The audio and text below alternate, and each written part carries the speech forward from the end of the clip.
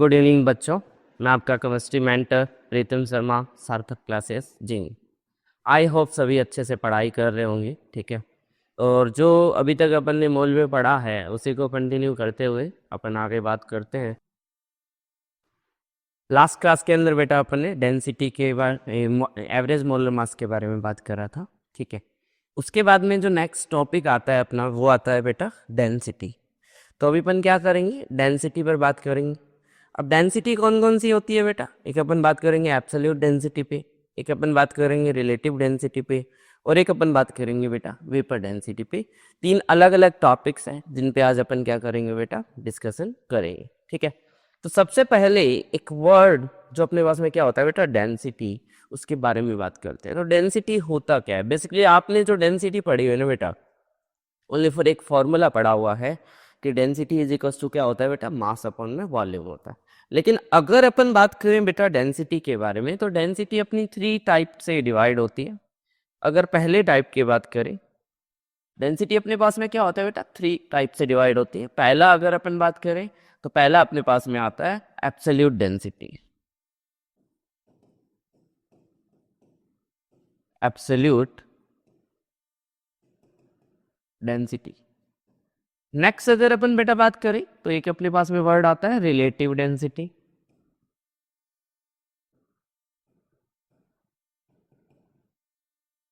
और third type की बात करें बेटा तो अपने पास में क्या आता है, वेपर डेंसिटी बोल देते हैं। क्या बोल देते हैं बेटा, वेपर डेंसिटी।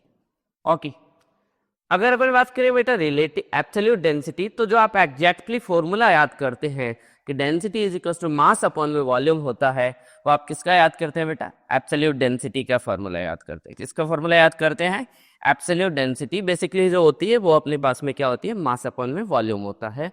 अगर अपन रिलेटिव डेंसिटी की बात करें बेटा, तो relative density and vapour density में थोड़ा सा अपन को रिलेट करते हैं चीजों को। तो relative density for solid and liquid, and एक होता है बेटा रिलेटिव डेंसिटी फॉर गैस। तो जो रिलेटिव डेंसिटी फॉर गैस होता है, यही अपने पास में क्या होता है बेटा, वेपर डेंसिटी होता है। यही अपने पास में क्या होता है, वेपर डेंसिटी होता है।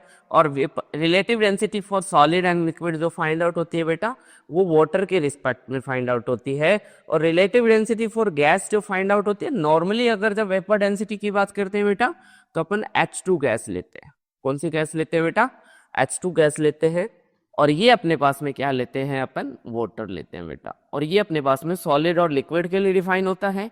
फिर अगर वही वेपर डेंसिटी गैस के लिए डिफाइन होती है, और वेपर डेंसिटी को ये अपन क्या बोल देते हैं बेटा, रिलेटिव डेंसिटी फॉर गैस बोल देते हैं। ओके, चलिए तो वन बाय वन अपन इसके बारे में बात करते हैं। तो सबसे पहले क्या होता है बेटा, एब्सोल्यूट डेंसिटी की बात करते हैं। किसकी बात करते हैं, एब्सोल्यूट डेंसिटी। अगर अपन बात करें बेटा एब्सोल्यूट डेंसिटी के बारे में, तो बेसिकली होता क्या है एब्सोल्यूट डेंसिटी, तो अपन ने जो फॉर्मूला पढ़ा हुआ, क्या फॉर्मूला पढ़ा हुआ है कि रेशो ऑफ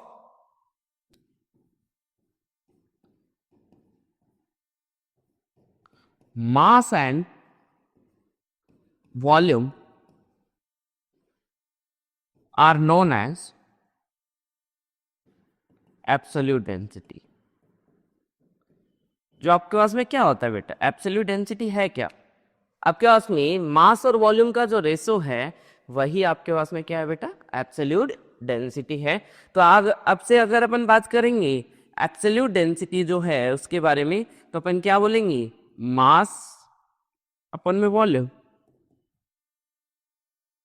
ये अपने पास में किसका फॉर्मूला है बेटा, एब्सोल्यूट डेंसिटी का फॉर्मूला है। ओके, अगर अपन बात करें एब्सोल्यूट डेंसिटी के बारे में, इसी को अपन नॉर्मली अपन डेली लाइफ में बात करें तो अपन क्या बोल देते हैं बेटा, डेंसिटी बोल देते हैं। क्या बोल देते हैं, डेंसिटी बोल देते हैं। अगर अपन बात करें यूनिट्स के बारे में, अगर अपन डेंसिटी की यूनिट के बारे में बात करें, यूनिट ऑफ डेंसिटी। अगर अपन यूनिट की बात करें तो देखो ऊपर क्या आ रहा है, मास आ रहा है, नीचे क्या आ रहा है बेटा, वॉल्यूम आ रहा है। अगर अपन मास की बात करें, पहला सबसे पहले मास किस में होता है, किलोग्राम में हो सकता है जी, ग्राम में हो सकता है, ठीक है। अगर वॉल्यूम की बात करें तो किस में हो सकता है, ml में हो सकता है जी, लीटर में हो सकता है। तो अपने पास में दो तरह की अपन यूनिट्स की बात करते हैं। एक अपन ने पढ़ा हुआ है सीजीएस यूनिट, और एक अपन ने पढ़ा हुआ है बेटा एमकेएस यूनिट। आई होप सबने पढ़ा होगा सीजीएस और एमकेएस यूनिट के बारे में। अगर अपन बात करें सीजीएस यूनिट, सीजीएस क्या होता है? सेंटीमीटर ग्राम सेकंड, और एमकेएस क्या होता है? मीटर किलोग्राम एंड सेकंड होता है। अगर यहाँ पर बात करें बेटा, तो आपके पास में यहाँ से जो यूनिट आ जाएगा वो आपके पास में क्या आ जाएगा बेटा? ग्राम पर सेंटीमीटर क्यूब। और अगर अपन एमकेएस यूनिट की बात करें बेटा, तो यहां पर आपके पास में क्या आ जाएगा? किलोग्राम पर मीटर क्यूब। अब ये बेटा बहुत ही सिंपल सी बात है कि यूनिट तो आपके पास में क्या आ गया? यूनिट ऑफ डेंसिटी आ गया, ग्राम पर सेंटीमीटर क्यूब या फिर ग्राम किलोग्राम पर मीटर क्यूब। अब देखिए बहुत बार क्या होगा, आपको ग्राम पर सेंटीमीटर क्यूब में ही दिया हुआ है, क्वेश्चन के अंदर आपके जो यूज आ रहा है वो किलोग्राम मीटर क्यूब में आ रहा होगा, या फिर किलोग्राम मीटर क्यूब में दिया हुआ है और वो आपका क्वेश्चन में किस में यूज आ रहा होगा बेटा? ग्राम सेंटीमीटर क्यूब में यूज आ रहा होगा। अब इसके लिए आपको क्या आना चाहिए? इनका कन्वर्जन आने चाहिए। अगर इसके कन्वर्जन की बात करें बेटा, तो आपको क्या दिया हुआ है? मान लीजिए 1 किलोग्राम मीटर क्यूब दे रखा है और इसको किस में बदलना है? ग्राम पर सेंटीमीटर क्यूब में बदलना है बेटा। ठीक है, क्या दे रखा है आपको? 1 किलोग्राम मीटर क्यूब दे रखा है और इसको किस में बदलना है? ग्राम पर सेंटीमीटर क्यूब में बदलना है। तो सबसे पहले देखो, अगर अपन किलोग्राम को ग्राम में बदलें तो क्या लेंगे? 10⁻3। ठीक है, और मीटर को सेंटीमीटर में बदलें तो क्या लेंगे बेटा? 10⁻2। लेकिन अभी मीटर कितनी है? क्यूब है, और ये सेंटीमीटर क्यूब में जा रहा है, तो इसकी पावर क्या आ जाएगी बेटा? 3 आ जाएगी। तो क्या हो गया अपने पास में? 10⁻3 अपॉन में 10 की पावर कितना हो गया बेटा? 6 हो गया। तो ये वैल्यू कितनी आ गई? 10⁻³ आ गई। कितनी आ गई ये वैल्यू? 10⁻³ इसका मतलब 1 किलोग्राम पर मीटर क्यूब क्या होगा बेटा?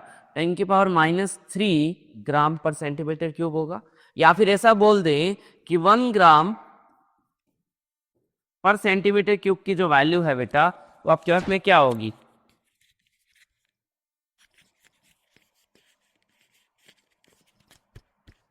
अगर उसकी वैल्यू को बोल दें किलोग्राम पर मीटर क्यूब में, तो क्या हो जाएगी बेटा? 10⁻³ किलोग्राम पर मीटर क्यूब। तो ये आपके पास में छोटा सा एक यूनिट कन्वर्जन है बेटा, जो आपको ध्यान रखना है। ठीक है, इसके अंदर आज आपको समझ में आ गया होगा, इसके अंदर कोई ऐसी अलग से कोई बात है नहीं। नेक्स्ट अगर अपन बात करें तो सबसे पहले देखो, अपन ने किसके बारे में बात कर लिया बेटा? एब्सोल्यूट डेंसिटी के बारे में बात कर लिया।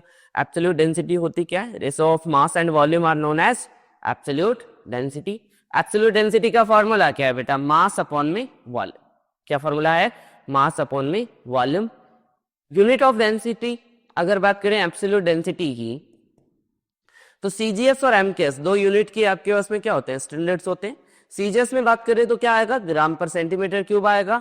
एमकेएस में बात करें तो क्या आएगा बेटा? किलोग्राम पर मीटर क्यूब आएगा। ठीक है, अगर अपन बात करें यूनिट कन्वर्जन के बारे में, तो 1 किलोग्राम पर मीटर क्यूब का जो ग्राम पर सेंटीमीटर क्यूब के अंदर अपन कन्वर्जन देखें बेटा, तो आपके पास में क्या वैल्यू आएगी? 10⁻³ आएगी। और अगर अपन बात करें इसका इधर कन्वर्जन कैसे आया, तो देखो किलोग्राम को पहले किस में बदलना है? ग्राम में। तो क्या करना पड़ेगा बेटा? 10⁻3। फिर मीटर को किस में बदलना है? सेंटीमीटर में। क्या आता है? 10⁻2 आता है। और उसकी पावर भी क्या ले लेंगे अपन? 3 ले लेंगे। तो क्या आ गया बेटा? 10⁻6 आ गया। क्या वैल्यू आ गई? 10⁻³ आ गई। तो आपके पास में क्या होगा बेटा? 1 किलोग्राम पर metre cube is equal to 10⁻³ gram पर सेंटीमीटर क्यूब, या फिर बोल दे 1 ग्राम पर सेंटीमीटर क्यूब 10⁻³ किलोग्राम पर मीटर क्यूब। आई होप आपको समझ में आ गया होगा। ठीक है, चलिए बेटा नेक्स्ट बात करते हैं अपन। नेक्स्ट अपने पास में क्या है? Relative density. क्या है? Relative density. अब रिलेटिव डेंसिटी की अगर अपन बात करें बेटा, तो रिलेटिव डेंसिटी अपन दो तरह से बात करेंगे। पहला का अपने पास में रिलेटिव डेंसिटी फॉर क्या है बेटा? Solid and liquid. क्या है? Solid and liquid. दूसरा अपन किसके बारे में बात करेंगे बेटा? Relative density for gas. चलिए दोनों को सेपरेट सेपरेट बात करते हैं बेटा। तो अपने पास में for solid and liquid, for solid and liquid relative density की जो वैल्यू होती है बेटा, calculate with respect to water. किसके रिस्पेक्ट में बात करते हैं बेटा? For solid and liquid relative density की जो वैल्यू है बेटा किसके रिस्पेक्ट में अपन फाइंड आउट करते हैं, वाटर के रिस्पेक्ट में फाइंड आउट करते हैं। अब देखें इधर, अगर अपन बात करें बेटा relative density for solid and liquid, तो उसका फॉर्मूला क्या होता है, तो अपन ये बोलते हैं बेटा एब्सोल्यूट डेंसिटी ऑफ सब्सटेंस। जिस भी सब्सटेंस को आपको क्या निकालना है बेटा, रिलेटिव डेंसिटी, उसका क्या लेंगे, absolute density of solid and liquid. जो भी या तो सॉलिड है या लिक्विड है उसके अपन क्या ले रहे हैं बेटा, एब्सोल्यूट डेंसिटी ले रहे हैं, डिवाइड बाय अपन क्या कर रहे हैं बेटा, absolute density of water at 4 degree Celsius. अपन क्या करेंगे बेटा, वाटर की एब्सोल्यूट डेंसिटी फाइंड आउट करेंगे, कितने डिग्री सेल्सियस पर, 4 डिग्री सेल्सियस। अब जी 4 डिग्री सेल्सियस पर ही क्यों ले रहे हैं, तो अपने पास में बेटा वाटर की डेंसिटी 4 डिग्री सेल्सियस पर क्या होती है, मैक्सिमम होती है। क्या होती है, मैक्सिमम वाटर की डेंसिटी होती है और उसकी वैल्यू होती है बेटा 1 ग्राम पर ml। ये आपके पास में क्या होता है बेटा, एब्सोल्यूट डेंसिटी फॉर वाटर होता है, क्या वैल्यू होती है, 1 ग्राम पर ml होता है। अगर अपन अब रिलेटिव डेंसिटी की बात करें तो अपन क्या बोलेंगे बेटा, absolute density of solid and liquid divide by absolute density of water at 4 degree Celsius. तो ये जो रेशियो आएगा बेटा वो आपके पास में क्या होगी, रिलेटिव डेंसिटी होगी, किसके लिए, सॉलिड एंड लिक्विड के लिए। किसके लिए होगी बेटा, सॉलिड एंड लिक्विड के लिए। अगर अपन बात करें इस रिलेटिव डेंसिटी को एक अपन और नाम से भी डिनोट कर देते हैं बेटा, स्पेसिफिक ग्रेविटी। क्या नाम बोल देते हैं, स्पेसिफिक ग्रेविटी बोल देते हैं। समझ में आ गई बेटा। अगर अब अपन बात करें कि अपने पास सिंपल सा फॉर्मूला आ गया किसके बारे में बेटा, relative density for solid and liquid के बारे में। क्या फॉर्मूला आया, absolute density of solid and liquid divide by absolute density of water at 4 degree Celsius. ये बहुत इंपॉर्टेंट है बेटा। क्यों इंपॉर्टेंट है, क्योंकि वाटर की जो डेंसिटी है 4 डिग्री सेल्सियस पर क्या होती है बेटा, मैक्सिमम वैल्यू अपने को ऑब्टेन होती है और उसकी वैल्यू क्या होती है, 1 ग्राम पर ml होता है। अब देखें, अब यहाँ पर एक चीज देखें, अपन ने क्या लिया बेटा, एक एग्जाम्पल लिया। एग्जाम्पल अपन ने क्या लिया, मान लीजिए आपको बोल दिया जाए specific gravity of a substance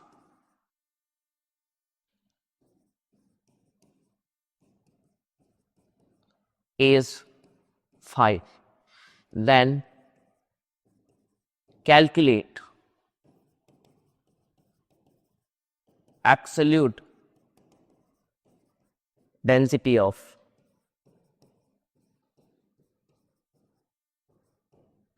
इस सब्सटेंस की आपको क्या फाइंड आउट करनी है बेटा, एब्सोल्यूट डेंसिटी फाइंड आउट करनी है। और आपको दिया हुआ क्या है, आपको ये दे रखा है specific gravity of a substance is 5, then calculate absolute density of substance. ठीक है, अब देखिए बेटा, अगर अपन इसको सॉल्व करने जाते हैं तो अपने को सिंपल सी एक चीज ध्यान रखनी है कि आपके पास में बेटा रिलेटिव डेंसिटी और स्पेसिफिक ग्रेविटी बराबर होती है, is equals to specific gravity. इसका मतलब अपने पास में रिलेटिव डेंसिटी का जो फॉर्मूला है वही अप्लाई होगा। तो अपन क्या बोलेंगे, absolute density of substance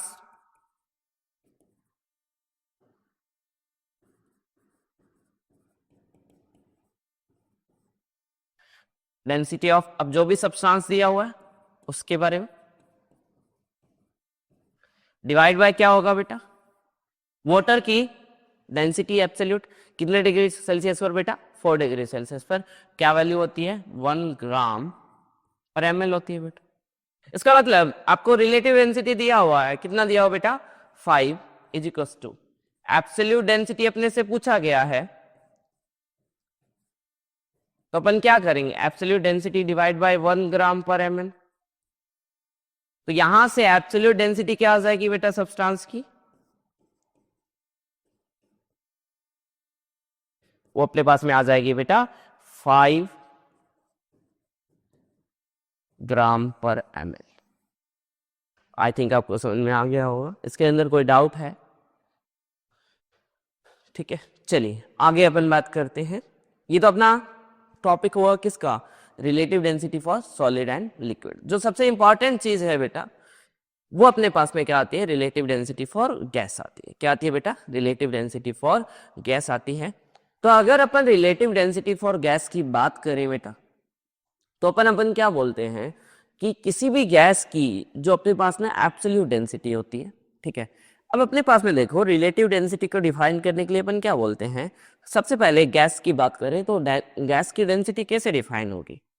gas की डेंसिटी अगर अपन बात करें बेटा, तो डायरेक्टली एक अपन ने इक्वेशन पढ़ी हुई है, PV is equals to MRT. क्या पढ़ा हुआ है बेटा, एक इक्वेशन पढ़ा हुआ है। इससे पहले अपन थोड़ा सा गैस की डेंसिटी के बारे में बात करते हैं। फॉर गैस, क्योंकि अपने पास में क्या होता है कि गैसेस का अपन ने मास तो फिक्स कर लिया, लेकिन वॉल्यूम फिक्स नहीं होता है बेटा। अब वॉल्यूम फिक्स नहीं होने की वजह से मान लीजिए आप अगर डेंसिटी फाइंड आउट करने बैठे तो वहां पर बहुत सारी चीजें वेरी कर जाएगी। तो इसलिए अपने पास में सिंपल सा एक फॉर्मूला होता है बेटा, PV is equal to nRT, ठीक है। अब अगर अपन बात करें PV is equal to nRT के बारे में, तो मैं इसको ये लिख सकता हूं W by M into R into T. अब P N is equal to क्या कर दो, W by B into R into में टी, ठीक है बेटा। डब्ल्यू बाई बी ये आपके पास में क्या है, डेंसिटी है। डब्ल्यू बाई वी क्या है बेटा, डेंसिटी है। तो मेरे पास में क्या हो जाएगा बेटा, P M is equal to d R T. इसका मतलब क्या फॉर्मूला आ गया कि density of gas is equal to क्या आ जाएगा, पी एम अपॉन में आर टी। अब यहां पे पी क्या है बेटा, प्रेशर, एम क्या है बेटा, मोलर मास, आर क्या है बेटा, गैस कांस्टेंट,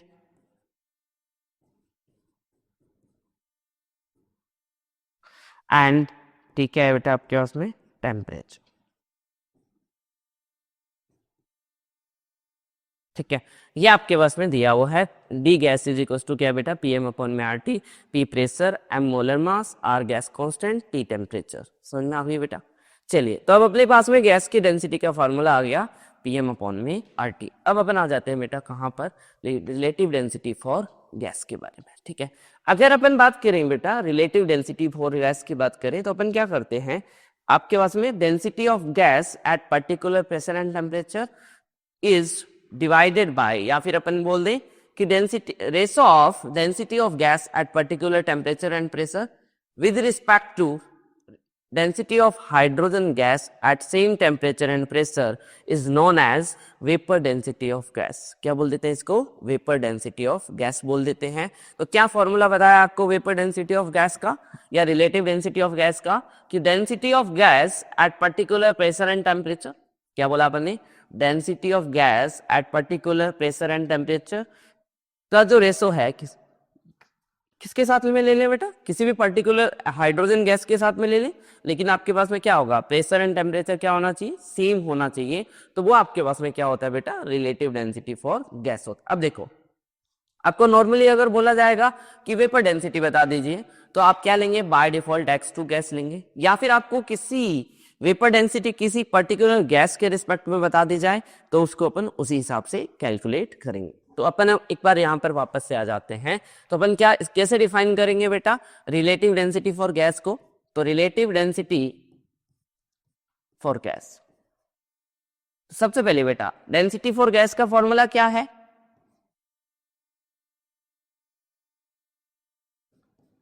Tm अपॉन में RT है। क्या फॉर्मूला है बेटा, Tm अपॉन में RT। अब देखें इधर, अगर अपन बात करें relative density for gas is equal to क्या होगा, density of gas at particular temperature and pressure divide bye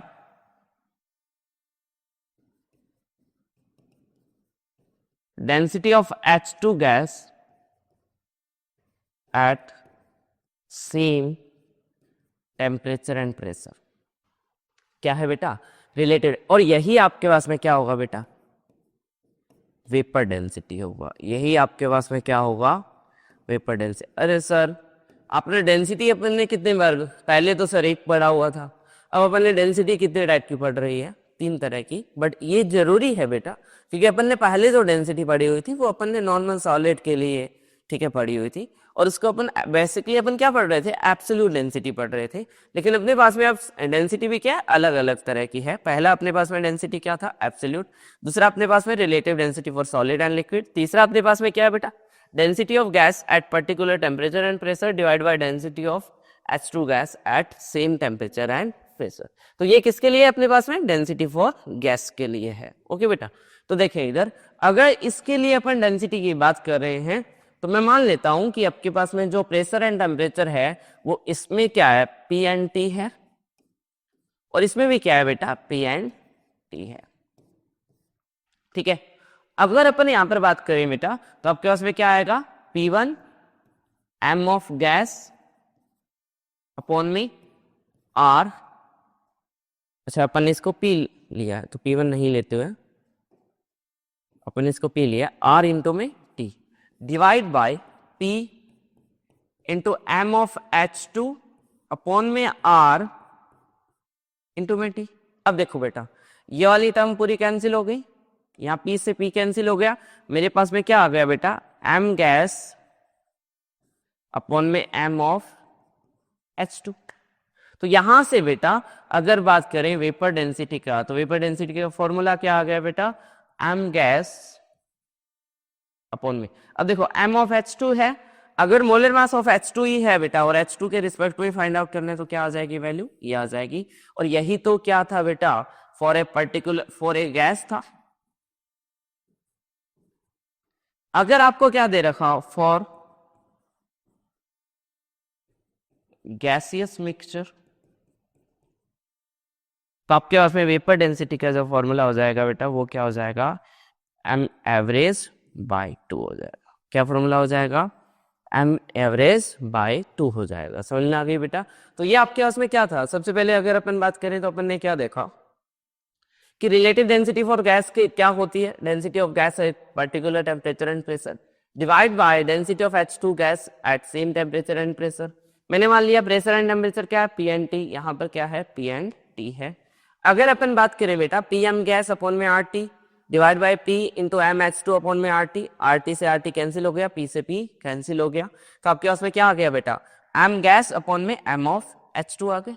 ठीक है, अब देखिए इधर अगर वेपर डेंसिटी की बात करें तो क्या बेटा, M गैस डिवाइड बाय 2 किसके लिए गया है, यह है फॉर गैस। अगर अपन बात करें फॉर गैसियस मिक्सचर दे रखा हो तो वेपर डेंसिटी का फॉर्मूला क्या होगा बेटा, M एवरेज डिवाइड बाय 2 होगा। आई थिंक आपको समझ में आ गया होगा। चलिए इसी पे बेस्ट अपन हम मूव करते हैं बेटा कुछ एग्जांपल्स पर। ठीक है, अगर अपन एग्जांपल्स की बात करें बेटा तो सिंपल सा एक चीज देखिए,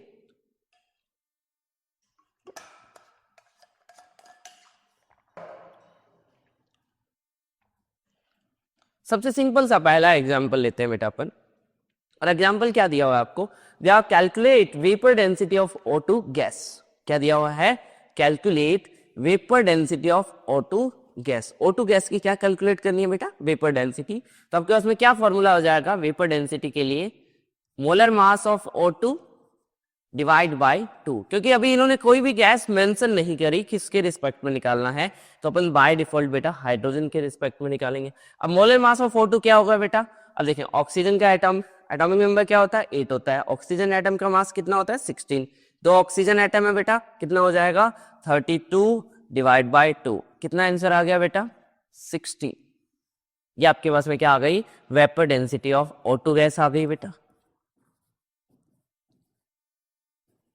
कितनी आ गई है 16 आ गई। ठीक है बेटा, अब अपने पास में क्या दिया, calculate vapour density of O2 gas with respect to helium atom. किसके रिस्पेक्ट में निकालनी है, हीलियम एटम के रिस्पेक्ट में निकालनी है। किसके रिस्पेक्ट में निकालनी है बेटा, हीलियम एटम के रिस्पेक्ट में निकालनी है। तो अब अपन क्या लिखेंगे बेटा, vapour density is equals to M of O2 divide by, अब हीलियम के रिस्पेक्ट में निकालनी है तो बेटा अपन क्या लिखेंगे, M ऑफ हीलियम लिखेंगे। क्या लिखेंगे, M ऑफ हीलियम लिखेंगे। तो यहां से देखें अब बेटा, यहाँ पे क्या आ जाएगा 32 डिवाइड बाय 4, क्या वैल्यू आ गई बेटा, आपके पास में 8 आ गई। ये आपके पास में क्या हो गई, वेपर डेंसिटी की वैल्यू हो गई। चलिए ये दोनों चीजें तो बहुत ही सिंपल थी, डायरेक्ट अपन ने फॉर्मूले में पुट कर लिया। चीजें अब अपने पास में क्या आ जाती है बेटा, अब चीजें आ जाती है यहां पर। आपको क्या दे रखा है, a mixture of Al2 and O2 gas has average molecular mass is 29। क्या दे रखा है, एवरेज मॉलिक्यूलर मास दे रखा है 29। अच्छा, ये पीछे का क्वेश्चन अपने पास में आ गया बेटा, ठीक है। अगर अपन बात करें एवरेज मोलर मास ऑफ 29 दे रखा है और आपको ये बोला जाए कि इस मिक्सचर की क्या निकालनी है बेटा, ये यहां से ये चीज आपके पास में थोड़ी सी और पूछना, तो कुछ सारे थे और कुछ और पूछ लिया। आपको ये दे दिया और बोल दिया जाए कि आपको क्या बताना है, vapour density of mixture with respect to helium atom. अब देखो बेटा, आपको क्या निकालना है, ये मिक्सचर दे रखा है, मिक्सचर का आपको एवरेज मॉलिक्यूलर मास भी दे रखा है। क्या दे रखा है, एवरेज मॉलिक्यूलर मास भी दे रखा है, और आपको बोला गया है vapour density of mixture with respect to helium atom. अब देखो बेटा, एवरेज मॉलिक्यूलर मास क्या रिक्वायर्ड है, देखो अपन ने क्या बोला था कि आपको फॉर गैसियस मिक्सचर दे रखा हो तो एम एवरेज रिक्वायर्ड होगा, ठीक है। अब इस क्वेश्चन के अंदर एम एवरेज ऑलरेडी मेंशन है बेटा, तो सिंपल सा आप क्या सॉल्यूशन करेंगे, vapour density is equals to M average divide by helium atom है बेटा, तो एम ऑफ हीलियम, तो आपके पास में क्या आ गया 29/4 आ गया बेटा। क्या आ गया 29/4, ये अप्रोक्सीमेटली कितने पे चला गया 7 पॉइंट, अगर यहां से बात करें तो 7.2 के अराउंड ये वैल्यू आ जाएगी बेटा, ठीक है। चलिए देखिए इधर, अब अपने पास में क्या है, ये तो तीन सिंपल से क्वेश्चन हो गए बेटा। नेक्स्ट एक और क्वेश्चन के अंदर अपन मूव करते हैं, ये तो आपको समझ में आ गया होगा आई होप। अब अपन एक नेक्स्ट नए क्वेश्चन पे मूव करते हैं। नया क्वेश्चन क्या है बेटा, आपको अब देखिए, आपको क्वेश्चन के अंदर वेपर डेंसिटी पूछी गई है और अलग अलग कंडीशंस पर पूछी गई है। वेपर डेंसिटी पूछी गई है और क्या पूछी गई है बेटा, अलग अलग कंडीशंस पर पूछी गई है। तो अपन इन कंडीशंस पर अपन किसके बारे में बात करते हैं, वेपर डेंसिटी के बारे में बात करते हैं बेटा, ठीक है। अब देखो आपको क्या बोला हुआ है, एक गैसियस मिक्सचर। अब आपको ना तो देखो इन्होंने क्या दे रखा, एम एवरेज नहीं मेंशन करा हुआ है। अब अगर आपको एम एवरेज मेंशन नहीं करा गया तो सबसे पहले अपना फर्स्ट टास्क ही क्या है बेटा, एम एवरेज फाइंड आउट करना। अगर एम एवरेज आ गया तो वेपर डेंसिटी में तो फिर कोई लफड़े ही नहीं है बेटा, ठीक है। तो देखे आपको बोल रखा है कि दो मिक्सचर है, एक तो CH4 है और दूसरा क्या है C2H6 है। कैलकुलेट क्या करना है, vapour density of mixture under different condition, अलग अलग कंडीशन पर क्या बात करनी है बेटा, आपको वेपर डेंसिटी की बात करनी है, ठीक है। पहली कंडीशन क्या दे रखी है, 20% बाय वॉल्यूम ऑफ CH4। अब देखो बेटा, इस चीज को अगर आप लास्ट क्लास से रिलेट करेंगे तो सेम एग्जाम्पल था, उस एग्जाम्पल में अपने एम एवरेज फाइंड आउट करना था। क्या फाइंड आउट करना था, average molar mass find out करना था।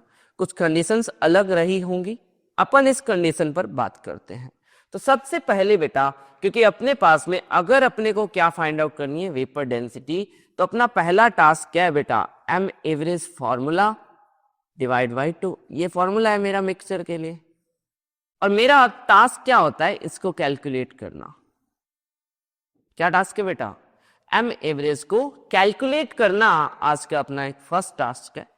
अगर अपन बात करें बेटा इस मिक्सचर के बारे में तो 20% CH4 बाय वॉल्यूम है। अगर अपन इसको कैलकुलेट करते हैं तो सिंपल सी बात देखें, ये तो अपन ने बोल दिया कि इस फॉर्मूले से, लेकिन अपने को ये चाहिए, तो पहले केस की बात करते हैं। और पहले केस के अंदर जो दिया हुआ है बेटा 20% CH4 बाय वॉल्यूम दे रखा है।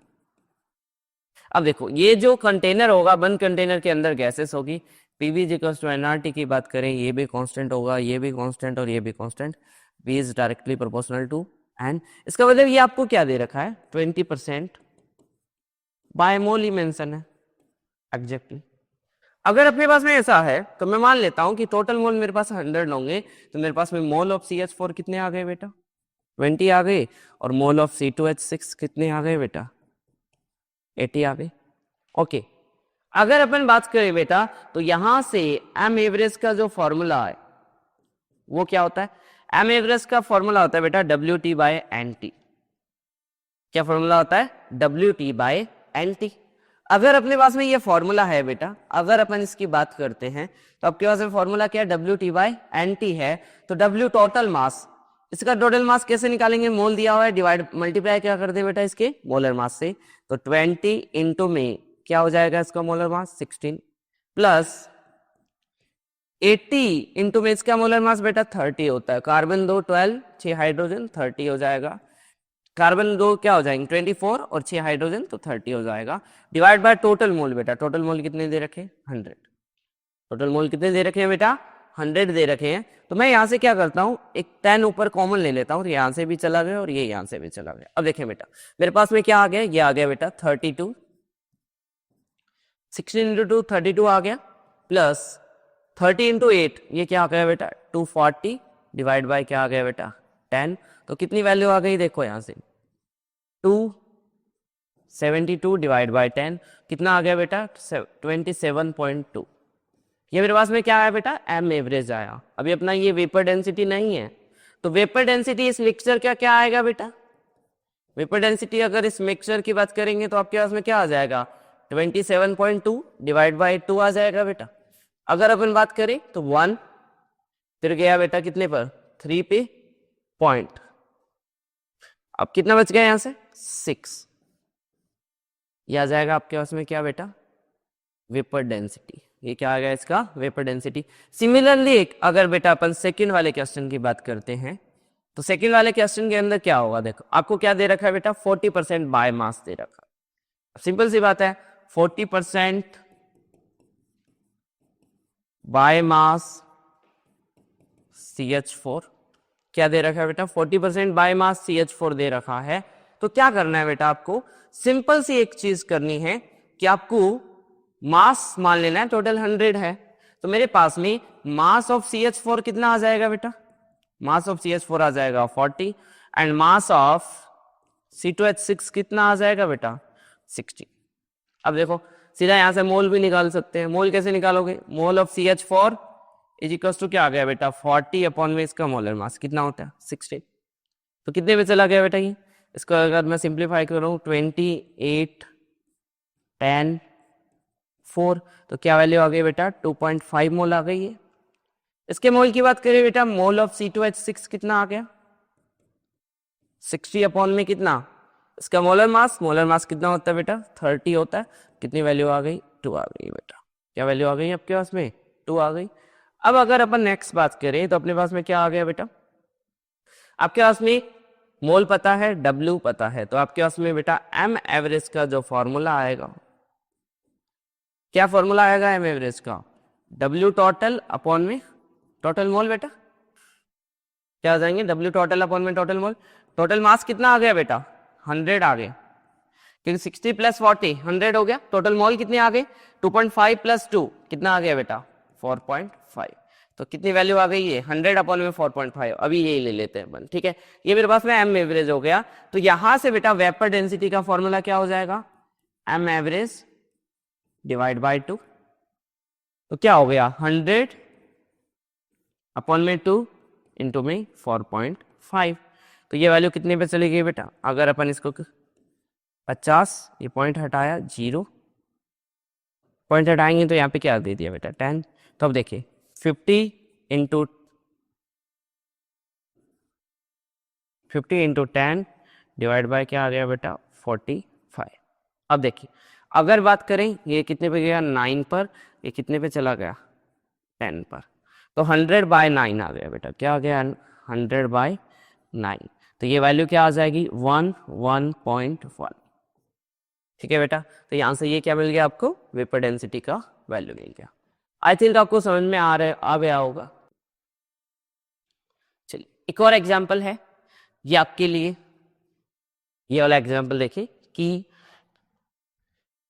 इस एग्जांपल पर आप थोड़ा सा और ध्यान से देखें तो आपको जो भी कंडीशन दी हुई थी बेटा उससे आप क्या कैलकुलेट कर रहे थे एम एवरेज कैलकुलेट कर रहे थे। क्या कैलकुलेट कर रहे थे एम एवरेज, और फिर उससे आप क्या कर रहे थे बेटा वेपर डेंसिटी के फॉर्मूले में पुट कर रहे थे। सेम इधर अपन ने ये करा, इधर भी अपने को क्या करना है बेटा इस एग्जाम्पल के अंदर भी सेम ही फंडा अप्लाई करना है।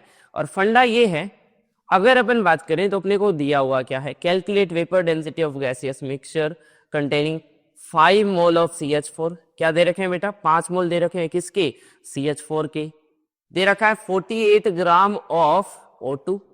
O2 का कितना दे रखा है बेटा 48 ग्राम, साथ में क्या दिया हुआ है 1.2 into 10 की पावर 24 मॉलिक्यूल ऑफ CO2 तो आपको क्या करना है बेटा, वेपर डेंसिटी कैलकुलेट करनी है। किसके रिस्पेक्ट में कैलकुलेट करनी है? हीलियम गैस के। किसके रिस्पेक्ट में कैलकुलेट करनी है? हीलियम गैस के। सबसे पहले बेटा सिंपल सी बात, आप क्या निकाल लीजिए, सबके मोल निकाल लीजिए, फिर सबका मास निकाल लीजिए और सीधा वेपर डेंसिटी के फॉर्मूले में पुट कर दीजिए। लेकिन अब देखिए, आपको गैसियस मिक्सचर दे रखा है, तो वेपर डेंसिटी में गैसियस मिक्सचर का फॉर्मूला क्या होता है बेटा? M average by M of क्या आएगा बेटा? हीलियम। तो मेरे पास में फॉर्मूला तो ये बन रहा है एम एवरेज बाय 4, लेकिन मुझे एम एवरेज चाहिएगा बेटा, इसके लिए क्या चाहिएगा? M average. तो सबसे पहले अपन एम एवरेज कैलकुलेट करने हैं। तो आपके पास में क्या दिया बेटा? मोल ऑफ CH4 कितने दे रखे हैं? 5 मोल दे रखे। फिर आपको दे रखा है बेटा W ऑफ O2 कितना दे रखा है? 48 ग्राम। फिर आपको बेटा दे रखा है number of CO2 molecule, number of CO2 molecule, ये कितने दे रखे हैं बेटा? ये आपको दे रखा है बेटा 1.2 इंटू 10 की पावर 24, ये दिया हुआ है। तो सबसे पहले अपन यहां पर बात करते हैं, यहां से W ऑफ CH4 निकाल लेते हैं। तो W ऑफ CH4 कितना आ जाएगा? मोल 5 है बेटा, तो W कितना आ जाएगा? अगर बात करें 12 प्लस 4 16, 16 को 5 से मल्टीप्लाई करते हैं, कितना आ जाएगा? W 80 आ जाएगा। यहाँ पे W ऑफ O2 कितना दे रखा है बेटा? 48 दे रखा है। तो यहां से मोल ऑफ O2 कितना आ जाएगा? 48 डिवाइड बाय 32। तो ये कितना आ गया? 16 से इसे डिवाइड करेंगे तो ये जा रहा है बेटा 3 पे और ये जा रहा है 2 पे। तो ये मोल कितने आ गए बेटा? 1.5 मोल। कितने मोल आ गए आपके पास में? 1.5। अगर यहां से मोल निकाले बेटा तो कितने आ जाएंगे? आपको गिवन नंबर है, तो नंबर में अपन को क्या बताया था? गिवन नंबर डिवाइड बाय क्या हो जाएगा? उसका Na से डिवाइड कर देते हैं। तो 1.2 इंटू 10 की पावर 24 डिवाइड बाय क्या हो जाएगा बेटा? 6 इंटू 10 की पावर 23। कैलकुलेशन को आसान बनाने के लिए अपन इसको क्या ले लेते हैं? 6 ले लेते हैं।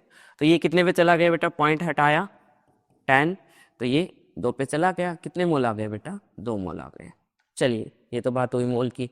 अब यहाँ से W की बात कर ले, तो W ऑफ CO2 कितना आ जाएगा बेटा? 88 ग्राम आ जाएगा। कितना आ जाएगा? 88 ग्राम। देखो, अब अपने को सब जगह पे W भी पता है, मोल भी पता है, तो एम एवरेज का सिंपल सा फॉर्मूला बेटा, क्या फॉर्मूला आता है एम एवरेज का? सिंपल सा एक फॉर्मूला आता है बेटा, W टोटल अपॉन में एन टोटल। क्या फॉर्मूला आता है? W टोटल अपॉन में एन टोटल। अगर अपन बात करें तो अगर आपके पास में फॉर्मूला है W टोटल अपॉन में एन टोटल, तो सिंपल सा आप क्या लिखेंगे यहाँ पे? W टोटल कितना बेटा? 80 प्लस 48 प्लस 88 डिवाइड बाय कितने मोल हो गए बेटा? 5, 1.5 एंड 2। कितने हो गए टोटल मोल? 5 plus 1.5 plus 2। तो ऊपर वाला सम कितना आ गया बेटा? देख लो,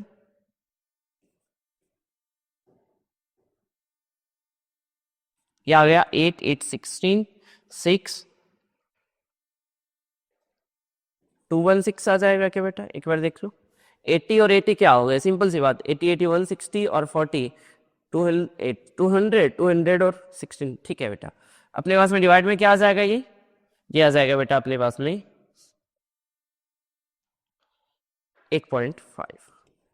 ठीक है, ये तो अपने पास में एम एवरेज आ गया बेटा। अब इसको कहां पर पुट कर देंगे अपन? इस वाले फॉर्मूले में। तो इस फॉर्मूले में पुट करेंगे तो क्या आएगा बेटा? 216 divide by 8.5 multiply by 4। Okay, अगर अपन बात करें, अब इसको सॉल्व करें तो अपने पास में डिवाइड करते हैं। तो सबसे पहले इसको डिवाइड करते हैं ऊपर वाले को, तो ये कितने पे जाएगा? 5 4 पर जा रहा है क्या? देखो एक बार, कितने पे जा रहा है ये अपने पास? ये बेटा अपने पास में 8.5। ये कितने पे जा रहा है ऊपर वाला? 5 4 पर जा रहा है। 54 डिवाइड बाय क्या आ गया अपने पास में? 8.5। इसका वही पॉइंट हटाया 0 5 40 डिवाइड बाई 85। अब इसको अपन 5 से डिवाइड करते हैं बेटा पूरे को। अगर 5 से डिवाइड करते हैं तो नीचे कितना आ जाएगा बेटा? 17 आ जाएगा। ऊपर कितना आ जाएगा? ऊपर अपन बात करें तो 108 आ जाएगा। कितना आ जाएगा बेटा? 1085 से डिवाइड करने पर। अब इसको अपन आगे बेटा क्या कर लेंगे, सॉल्व कर लेंगे। तो अगर अपन इसको सॉल्व करें तो अपने पास में 108 एंड अगर अपन बात करें 17 से इसे डिवाइड करते हैं तो अप्रोक्सीमेटली अपने पास में क्या वैल्यू आ जाएगी है,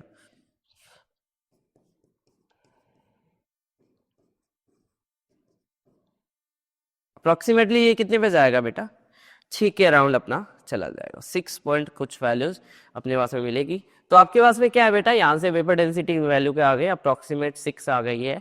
तो ये अपने पास में क्या थे, कुछ अलग अलग टाइप के क्वेश्चंस थे जिनके बारे में अपन ने बात करा। आई होप आपको समझ में आया होगा। इसके बारे में अपन नेक्स्ट टॉपिक का स्टार्ट करेंगे, स्टैक्योमेट्री कैलकुलेशंस के बारे में। जो आपके पास में स्टैचोमेट्रिक कैलकुलेशंस है, बहुत ज़्यादा इंपॉर्टेंट टॉपिक है और मोल के उससे रिलेटेड हर चैप्टर में वो कहीं ना कहीं पे बेटा आपके यूज आएगा। चलिए पढ़ते रहिए और अपन नेक्स्ट क्लास में बात करते हैं। Thank you.